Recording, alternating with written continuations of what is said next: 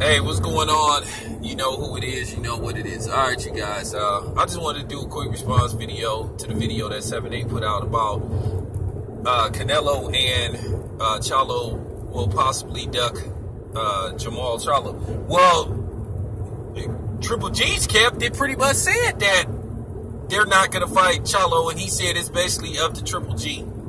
Look, at the end of the day, Triple G is just busted. Like I said, I warned you guys about him like 3 years ago. I told you that he was a fraud. When everybody was on the Triple G nutsack Coltrane, you know what I'm saying? I saw right through Triple G. I saw right through him. I knew what he was trying to do. Now, see, here's the thing. As I said before, now keep in mind, these were the people, these same people that's sitting up excusing Triple G for not fighting Carlo, for basically ignoring Demetrius Andre, for not giving Daniel Jacobs a rematch. Now, keep in mind, these were the same people, because I remember their names. These are the same people that will say, well, Floyd wants to prove how great he is, he should go up to 160 and fight Triple G. And Triple G is trying to unify the belts and all that type of shit, but then he turns around and fights Kell Brook. Nobody wants to fight Triple G, but he doesn't want to fight Andre Ward. He doesn't have to fight Andre Ward. Charlo doesn't make any kind of sense. What has Charlo done to deserve a fight with Triple G? And it doesn't make sense financially, but you are the same people. Floyd doesn't care about legacy.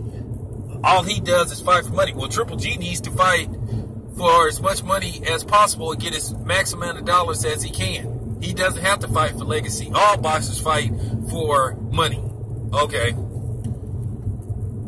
I'm going to that comment section and I'm taking down your names. If you show up on my channel and you switch your tune, like I said, I'm going to put you on Front Street, but I already didn't see you dudes come on my channel and switch your tune. Like I said, you guys are fake. You guys are not consistent. See, me, I'll try to be consistent. I'll try to be consistent and fair as possible. I call it right down the middle. But you guys don't. Because like I said, you guys want to put certain labels on other certain kind of fighters, and that's just the bottom line. You guys ain't consistent. You guys are the real hypocrites. You guys are the ones that change the narrative. You guys are the ones that push the goalposts back. You know what I'm saying? You the guys that want the basketball rim to be, you know, wider than what it is now for a guy that you support. And what happened is you go to these other channels and you listen to the bullshit that they spew out, and then you come to another channel and you hear some real shit, but you want to follow the bullshit of a dude that's pushing out a fake narrative and a couple of fake dudes. Like I said before, at the end of the day, we know what's up with these guys. They ain't really boxing fans. I am a boxing fan. And as I said before, when you a boxer, when you portray yourself in a certain light as being a dude, hey, we'll fight anybody, I'm a warrior, I'm not afraid of nobody, and whoever wanted, they come get it.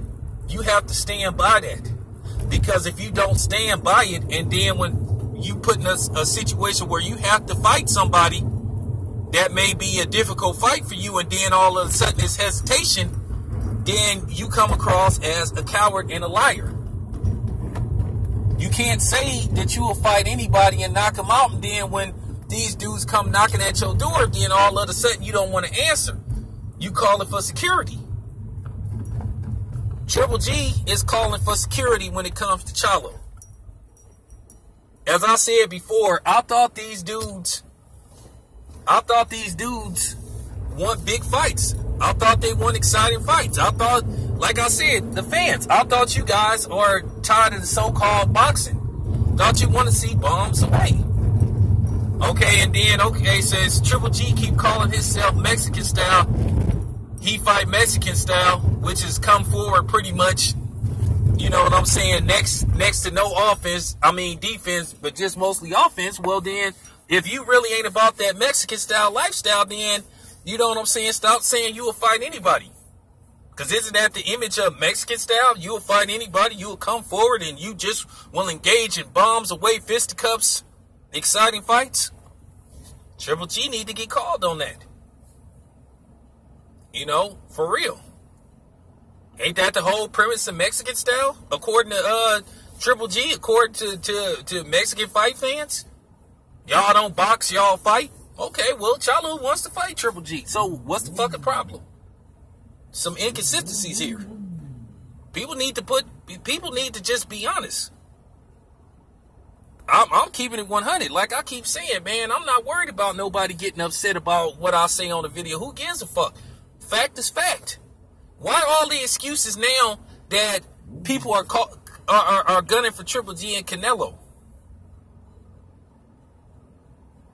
Okay, so like I said before, so 50-0 had to prove himself by fighting Triple G, going up to 160 to fight Triple G, but Triple G didn't have to prove himself by fighting Andre Ward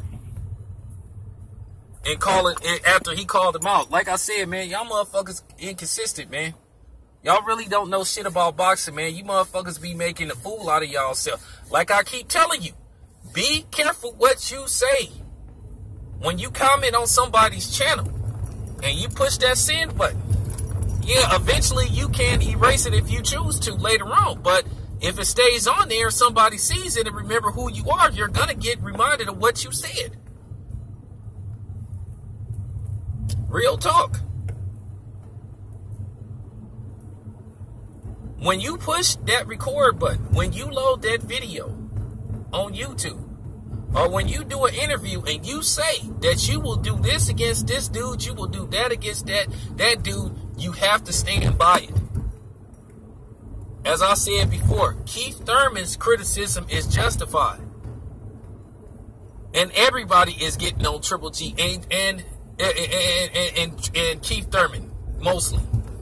But at the end of the day, if Canelo don't start like being a man of his word, people gonna really get on him too. But fact is fact, Canelo did not want to fight Demetrius Andre.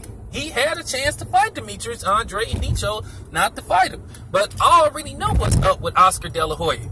Two things about Oscar De La Hoya. Just because he got Bernard Hopkins working in the stable, it don't mean shit.